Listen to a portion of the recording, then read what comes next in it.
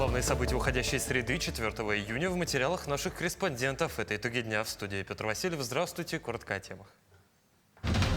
На реке Лени проходит вторая волна половодья. Специалисты фиксируют большую воду в центральной группе районов и в Кобейском Улусе.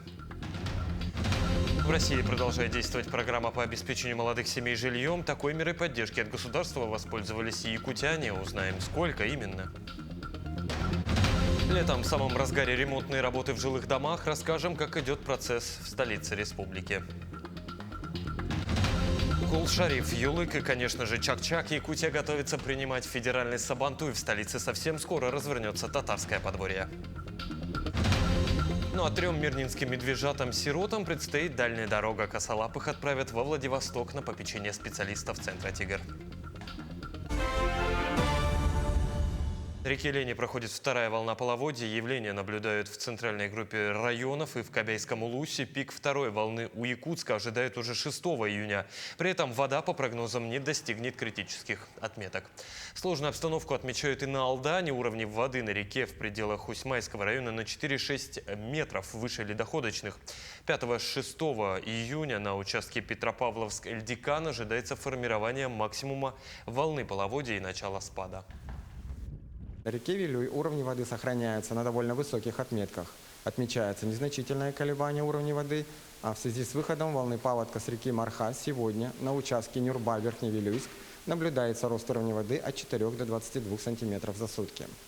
На реках Яна, Индигирка и Колыма преимущественно наблюдается спад уровня воды с различной интенсивностью. Вследствие выпавших осадков кратковременный паводок с небольшой высотой волны наблюдается на реке Адыча, это правый приток реки Яна.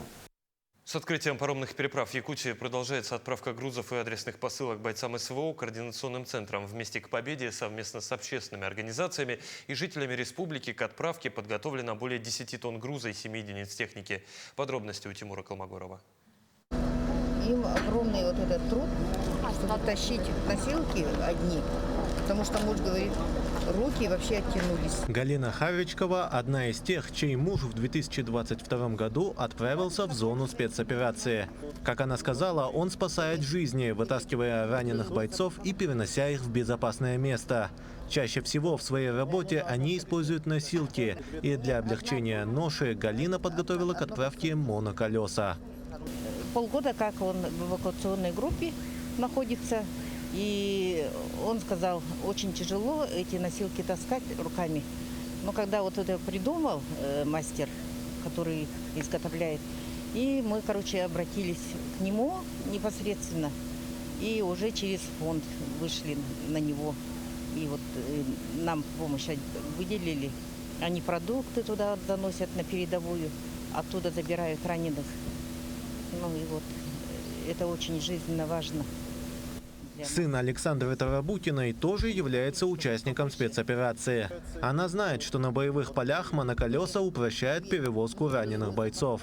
Поэтому родственники участников вышли через фонд на местного мастера по изготовлению моноколес. Эти моноколеса делают здесь, в Якутске. И их делают по России очень мало где делают. У нас, оказывается, здесь в Якутске делают. Мы этого не знали. Узнали вот только что. Это делает Дмитрий. Он делает сам. Он сам все это сделал. Всего к отправке на фуре подготовили более 10 тонн груза и 7 единиц техники. Это 2 автомобиля высокой проходимости и грузоподъемности, 3 мотоцикла и 2 квадроцикла. Всего с начала года в зону СВО было отправлено 87 единиц техники и более 90 тонн грузов. Надо сказать, что все транспортные организации нам помогают при погрузке этой техники тяжеловесной.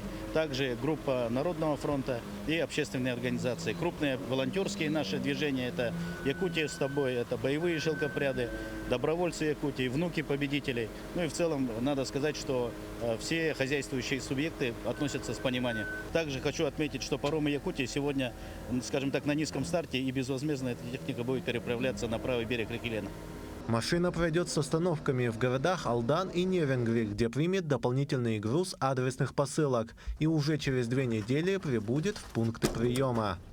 Тимур Колмогоров, Илья Сыромятников, Якутск. Летом в самом разгаре ремонтные работы в жилых домах фонд капремонта совместно с Министерством ЖКХ Республики проверили ход работ в 2 домах в столице. Подробности в сюжете далее. Дому на улице Каландрашвили почти полвека. На капитальный ремонт было выделено около 4,5 миллионов рублей. Работы уже почти все завершены. На очереди фасад, шпаклевка, замена пластиковых панелей и покраска стен. Ожидается, что фасадные работы будут закончены в течение 3 недель. Выполнено почти 90% работы. Осталось около 6 балконов. С крыльцом были проблемы. Она сыпалась каждый раз. И пришлось по несколько раз заливать бетон. Ну и с балконами, жильцами были проблемы. Все в отпусках. И никого не найти, не достучаться. И поэтому с балконами так затянулось. В другом доме на улице Октябрьская производится замена коммунальных сетей. Без замечаний не обошлось, однако подрядчики уверяют, что до конца месяца устранят все дефекты. Всего же в этом году капремонт запланировано в 230 МКД. Проблема на самом деле большая в допуске. Если будут жильцы более открыты и не боятся допускать, и самое главное допускать в строительный сезон, который в Якутии короткий, то есть короткое время для капитального ремонта, мы гораздо быстрее и гораздо эффективнее будем проводить капитальный ремонт. Работы по реализации программы капремонта будут продолжаться. Основной акцент делается на ускоренное выполнение работ по инженерным сетям, которые критически важны для предоставления коммунальных услуг. Эффект от реализации региональной программы, он, безусловно, есть и ежегодно улучшает качество проживания жителей по нашей республике, порядка 34 тысяч человек населения нашей республики. При возникновении вопросов, связанных с работой подрядных организаций, непосредственно самого фонда капитального ремонта, можете обращаться в Министерство ЖКХ и энергетики. Отметим, что выездные проверки проводятся каждую неделю. Они позволяют профильным ведомствам оперативно выявлять отклонения и обеспечивать прозрачность реализации региональной программы капитального ремонта. Даяна Федорова, Иван Сракаумов, Якутск. В Якутске прошел семинар для участников программы «Дальневосточный гектар», организованной корпорацией развития Дальнего Востока и Арктики. В ходе мероприятия подробно рассмотрели меры государственной поддержки для освоения земельных участков, включая гранты, субсидии и программы льготного кредитования. Участники получили возможность лично пообщаться со спикерами и получить консультации от ведущих специалистов отрасли. По итогам семинара был проведен отбор проектов для дальнейшего сопровождения и дочерними организациями. Сегодня идет семинар по освоению дальневосточного гектара.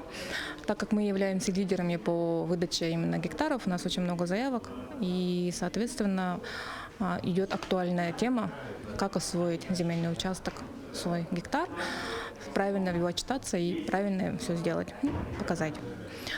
Наш фонд занимается выдачей льготных займов, получается, до 5 миллионов рублей выдаем по туризму. В России продолжает действовать программа по обеспечению молодых семей жильем. Такой мерой поддержки от государства воспользовались и якутяне. С 2020 года только в нашей республике семьи получили сертификаты почти на 3 миллиарда рублей. Как стать участником программы, знает Ржена Гармаева. У Татьяны Марковой, что называется, дом полная чаша. Супруг и 3 малышей. Сейчас у семьи просторное жилье, где нашлось место и для детских игрушек, и для собаки Тулук. Но, как и у многих новобрачных, поначалу у Марковых не было своего уютного гнездышка. Получается, жили с родителями супруга. И тяжеловато чуть-чуть было жить вместе. Всегда, конечно, хочется свое жилье. И мы, не раздумывая, хотели сразу частный дом построить.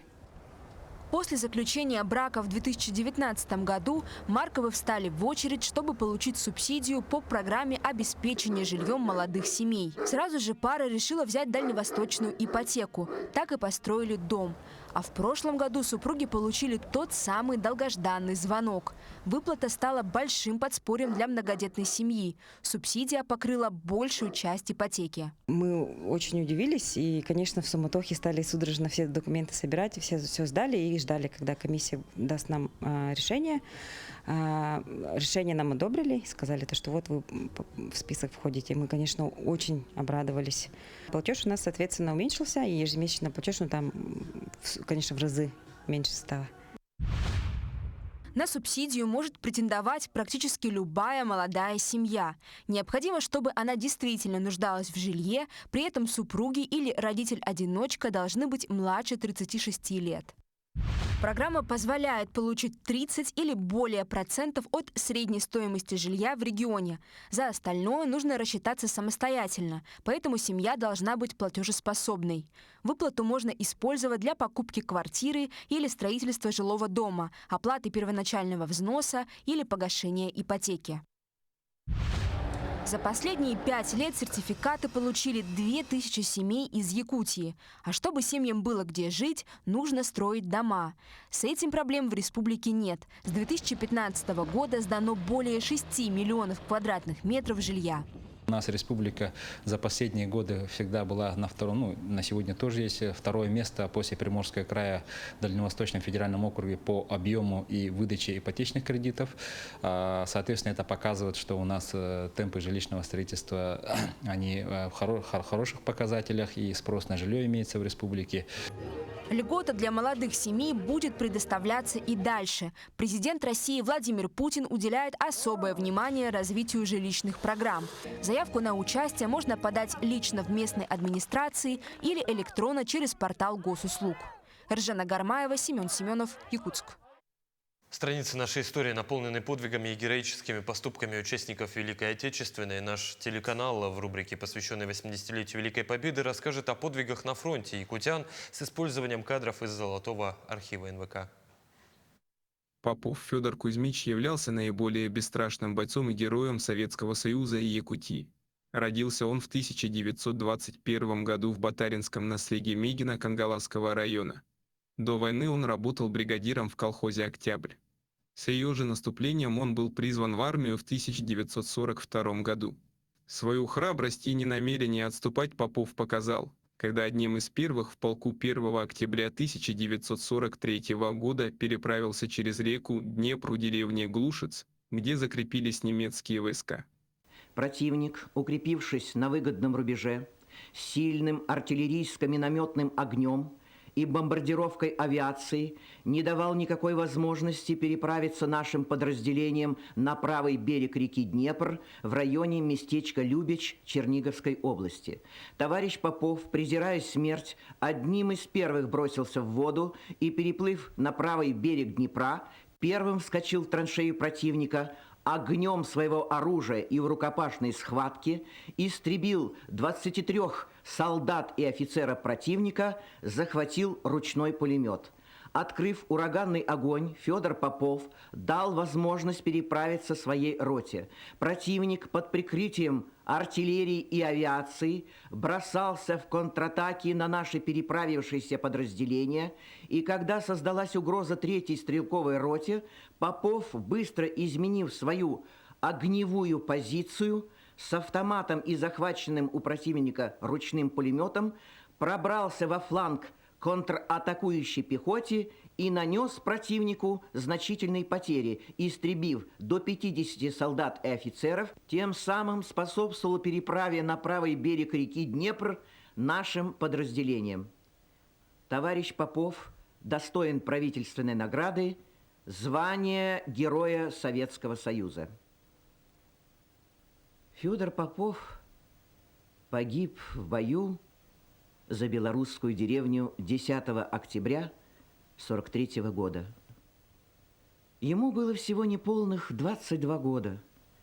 Первый среди якутов герой Советского Союза похоронен в деревне Деражичи Лоевского района.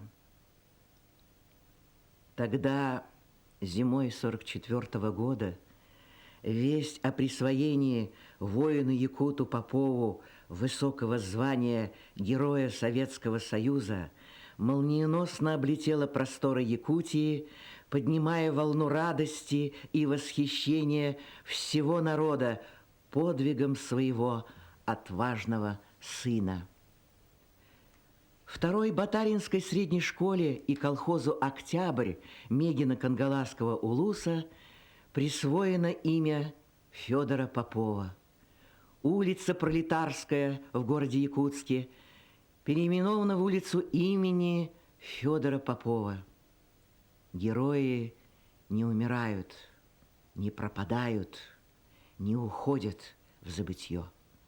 Умершие, они остаются жить. Солдаты, отдавшие жизнь за свой народ, воскресают и вечно живут в нашей памяти. Поклонимся, помянем, помолчим. 9 павших в боях Великой Отечественной войны солдат будут перезахоронены с почестями. Останки бойцов обнаружили в результате раскопок, которые проводились в Тверской области в рамках Всероссийской военно-исторической акции «Вахта памяти». В поисковой экспедиции, длившейся 2 недели, приняли участие члены отряда Алданского политехникума. Параллельно подробности в следующем сюжете. На носу экзамены, и студенты политехникума, вернувшись домой, сразу же погрузились в учебу. В течение 2 недель бойцы отряда «Отважные» вели поисковые работы на местах сражений Великой Отечественной войны.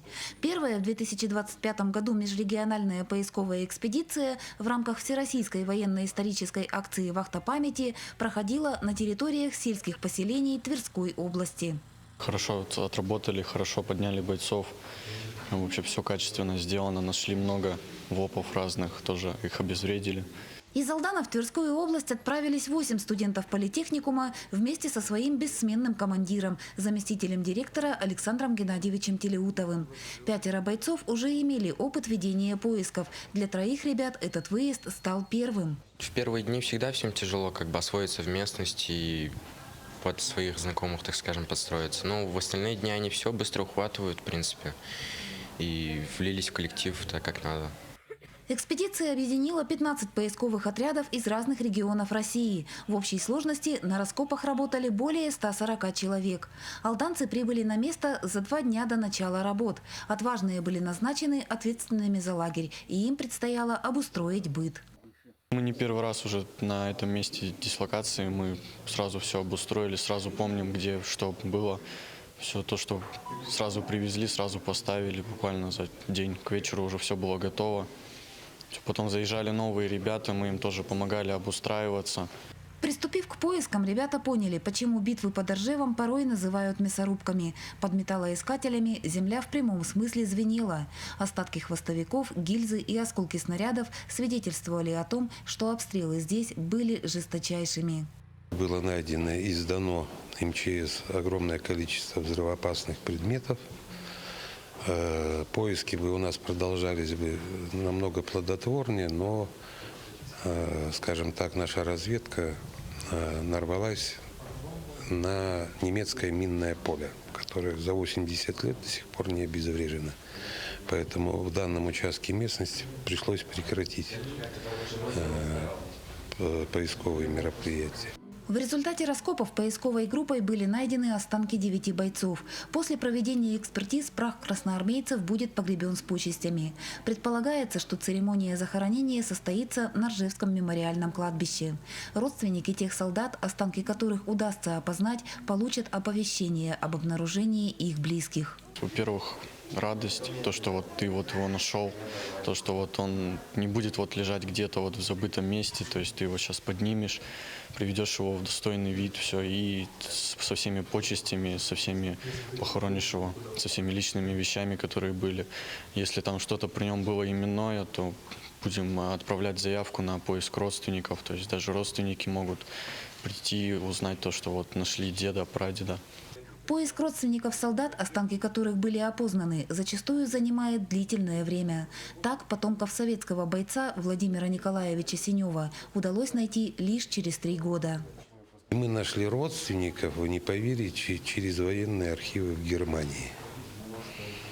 Потому что когда-то его брат был разведчиком, он попал в плен, был казнен, соответственно, немцами, а его личный дневник был вывезен в Берлин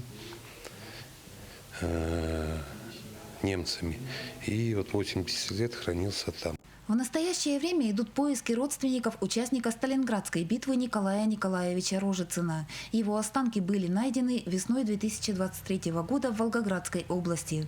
В ходе раскопов также обнаружена медаль за боевые заслуги. Удалось установить, что на фронт солдат призывался в 1942 году Якутским военным комиссариатом. Работа ведется по данному направлению. Я даже обратился в представительство Республики Саха, чтобы, скажем так, расширить зону поиска. Там активно представительство Республики Саха-Якутия очень активно помогает нам в поисковом движении. Ну, поэтому думаем, что найдем мы со временем. Отметим, для отважных весенняя экспедиция стала 7-й. В общей сложности в составах поисковых групп были подняты останки 271 бойца. Татьяна Вахнина, Сергей Шипачев, Алдан. 3 мирнинским медвежатам-сиротам предстоит дальняя дорога. Косолапых отправят во Владивосток на попечение специалистов Центра «Тигр». Там животные пройдут реабилитацию в условиях, приближенных к естественным. Малыши, которых 15 мая обнаружил на свалке житель Чернышевского, отсидели 2-недельный карантин и уже могут постоять за себя.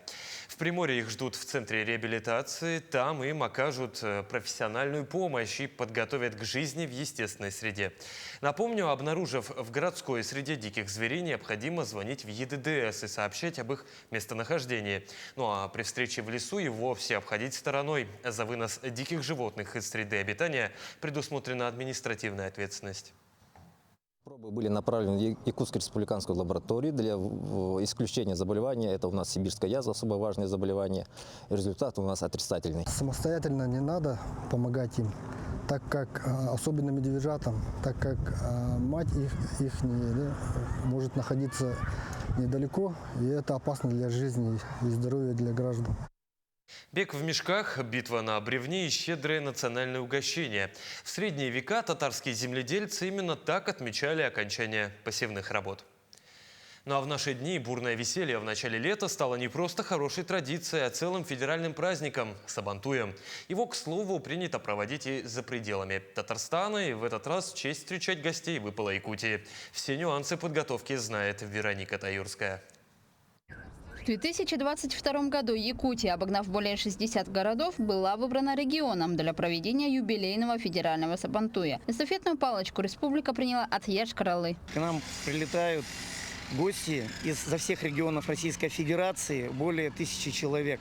И мы ожидаем посещения этого мероприятия в количестве 50 000 человек. На это федеральное мероприятие, 25-й юбилейный федеральный Сабантуй, конечно, приедет раис Республики Татарстан, все руководство Республики Татарстана, приедут председатели национальных общественных организаций со всех регионов России. Федеральный Сабантуй – это не просто праздник, это мероприятие для обмена культурой. Еще в далеком 2021 году во время проведения Дней Якутии в Татарстане были подписаны соглашения о сотрудничестве в разных отраслях, в том числе и в духовной. Здесь будет представлена на территории Комсомольской площади очень интересная презентация якутской урасы, якутской культуры, культуры народов Республики Саха-Якутия. Отдельно будет представлена презентация истории и культуры наших муниципальных образований, где проживает татарское население. Это Мининский район, Алекминский, Нирвингринские улусы. Частичка души татарского народа будет отражена на Комсомольской площади, где уже сейчас идет сборка подворья. В каждом из павильонов жители и гости Якутска смогут найти что-то для себя, а именно традиционное вышивание, старинные предметы и, конечно же, колоритную татарскую кухню. Изюминкой подворья стали строительные материалы, привезенные из Татарстана специально для федерального Сабантуя. Каждый житель сможет попробовать мастер-классы, повязать, поколоть, приготовить, попробовать национальную кухню, самовары. Поэтому представим всю культуру национальную татар. Добирались мы очень долго, 10 дней фуры преодолевали 8000 километров.